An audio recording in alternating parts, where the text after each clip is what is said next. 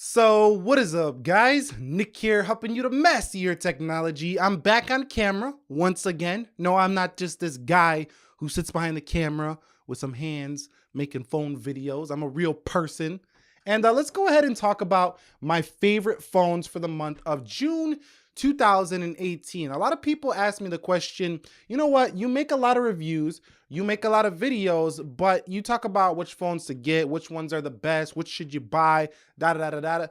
What is your favorite phone, Nick? And that is what my goal is here. Now, I keep multiple phones in use, so I don't just use one. I cannot be tethered to one operating system. I can't stand that because I like to be open-minded and see what every operating system has to offer. Now, when it comes to a desktop environment, that's a little bit different because I don't really want to move thousands of gigabytes of files each and every day. So I recently switched over to Mac OS for the video editing software, and I've been loving it. But let's get into those phones here for the month of June 2018. And another thing is, go ahead and share your favorite phones going into the summer, because believe it or not, the phones that you share down below trickle into sometimes long threads of discussions, and it helps other users decide if they want to get that phone as well. Okay, guys, so here we are. Here are the 4 phones that I use the most. I'm sure most of you can name them already without me even talking about them.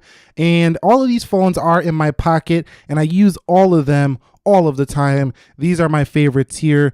Let me get the elephant out of the room. Which one is my ultimate favorite here?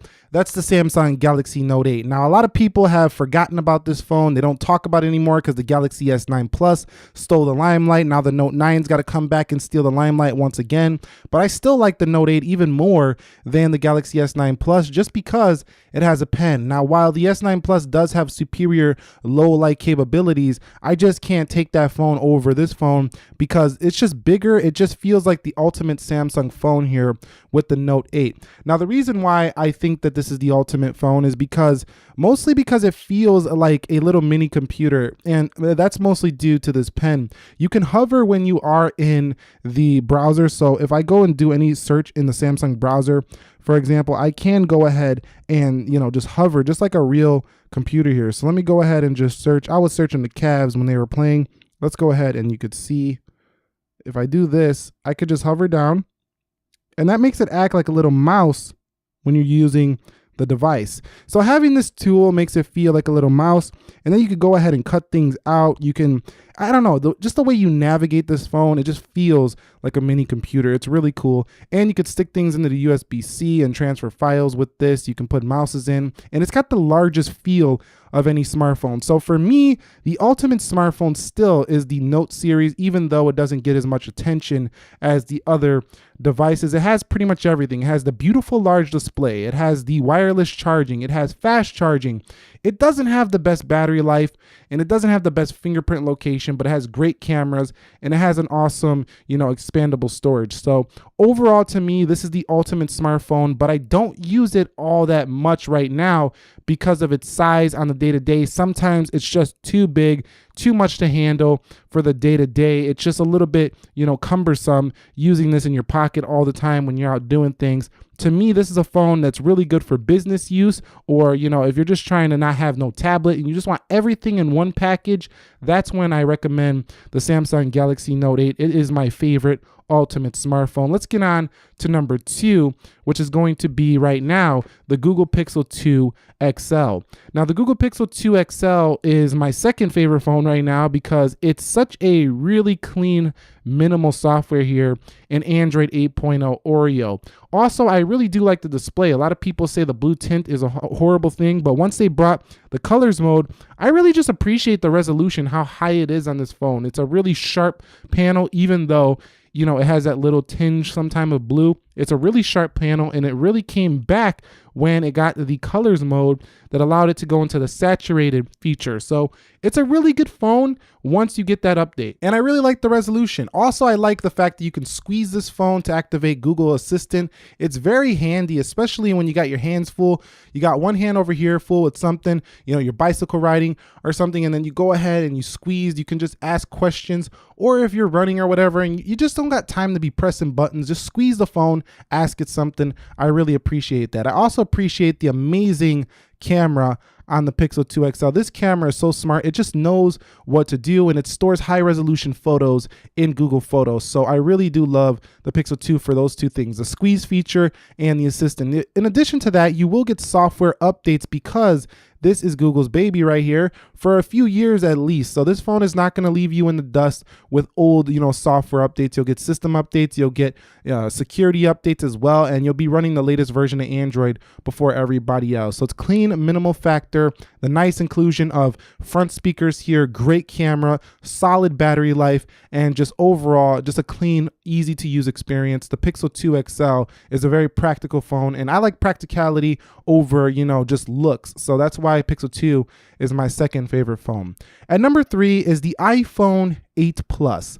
Now the iPhone 8 Plus does get in this list because I personally like the 8 Plus a little bit more most of the time than the iPhone 10 just because it's a larger phone. Now that's going to change more than likely when Apple brings the phone that's a little bit bigger but the same style as the iPhone 10. But until then, the 8 Plus sits in my list as my favorite phone from Apple because this phone kind of, just has the larger feeling display.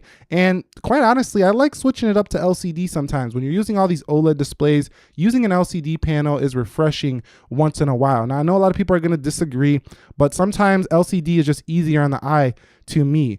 And overall, I really liked the Plus series of iPhones ever since the 6S Plus came around. And one thing I really like is this mode right here, how you can switch into the landscape. Now the S9 Plus can do that as well, but the Note 8 can't. But I really do like that. It makes it feel like a little iPad mini.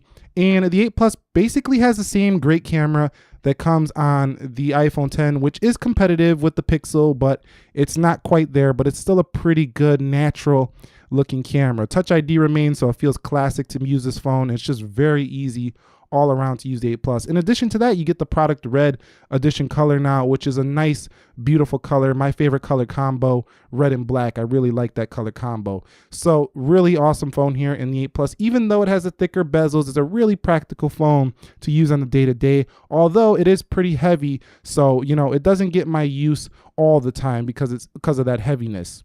And one thing else I want to mention about that 8 Plus is that battery life. The battery life on the 8 Plus is just phenomenal. No matter what you're doing, this phone will just easily last you all day, especially on the later updates to 11.4. It's gotten even better. And finally, let me talk about the Huawei P20 Pro, the underdog here, the one nobody's going to comment about. I see you guys. Anytime I talk about the P20 Pro, nobody cares.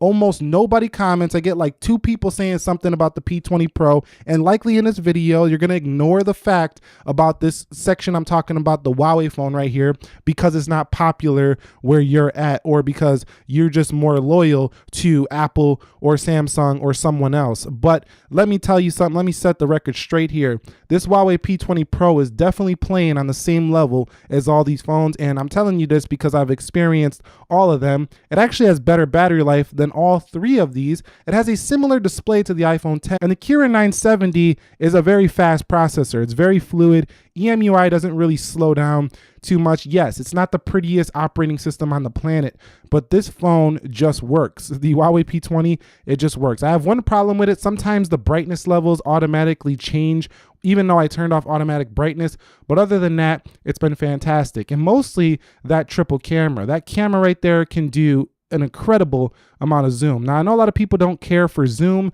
but when you have 5x zoom on a phone, you will start caring about zoom. And then you have the night mode on here, which makes this phone take incredible night photos, and you have monochrome sensor as well, dedicated solely just to taking those black and white photos. Now, this can be gimmicked to some. I would rather had a third wide angle camera. That would have been much better.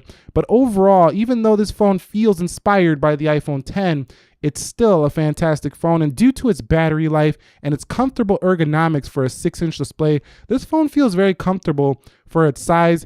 The Huawei P20 Pro is definitely in my list of rotation, and to be quite honest, this and the Pixel 2 XL are the ones I've been using the most in the past month or so, but my favorite ultimate phone will be the Note 8. Now, some honorable mentions. You're going to say, come on, Nick, man, did you really just make a phone about the best phones, your favorite phones, without mentioning the iPhone 10 in that list? Or the GS9 Plus? Got a case on that one right now. And the fact of the matter is, yes, because personally, you know, the iPhone 10, while it is an awesome device, I really like the iPhone 10. Like I said earlier, it's too small to be my main everyday phone. There's just times when I got to pinch and zoom in on things because the screen is too small. 5.8 is like the smaller screen in 2018. 6.0 inches and above is the larger device, is usually a 6.3. So personally, for what I do, I do those little Excel spreadsheets. I'm running a business on my phone. It's just a little too small for me, but it is a sexy, stylish phone. So if you're into style over practicality, you'll love the iPhone 10. Now for the S9 Plus, it doesn't qualify as being too small to be my favorite daily phone, but at the same time, it is the favorite for many because it does offer the all-in-one package, but if it doesn't have a pen. So for me, that's why the Samsung Note 8 is here over the Galaxy S9 Plus. That's basically the only reason. Also the fact that I like the more flat feeling display of the Note 8. It just feels easier on the eye to me than the curved display. It's also easier to put screen protectors on. So to me, I like that more square feel, the more flat display over this curved display. Again, practicality over style. So that's it. Those are my favorite smartphones for the month of June 2018. Now don't be discouraged if you've seen this video and you didn't see your favorite phone in there. That's why I said go ahead and comment yours down below. And if there's any reviews that I haven't done on certain phones, make sure that you ask the question, because while I can't get to all of them, I will take into account everything that you are saying and try to bring as many as possible. If you found this video helpful, enjoyable, entertaining, informing, any sort of way, go ahead and click the like button for me. If you didn't like it, thumbs down, that's fine too. Subscribe for more if you haven't already. We got plenty of contents coming your way this summer. Nick helping you to master your technology. Be sure to be well. I will catch you all in the next episode, and peace.